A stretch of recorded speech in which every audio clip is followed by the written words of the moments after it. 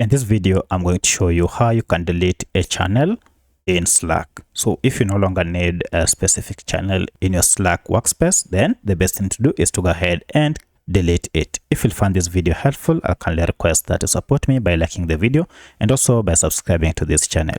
All right, so the first thing you need to do is to go and open your Slack account, and you can see I'm in my workspace here. Then head over to channels, and if you click on it, it will list all the channels that you have. For my case, I want to go ahead and delete this editorial team channel. To delete it, go ahead and right click on it and then choose the last option, leave channel.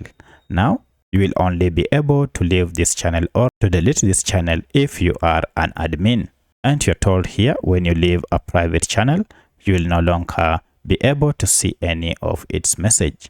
And also, to join this channel later, you will need to be invited. So go ahead and click on leave channel, and the channel has been removed, which means this has been deleted. So that's how you can delete a channel on Slack. If you have any other question, kindly let me know in the comment section. Otherwise, thanks for watching, and let's meet in the next video.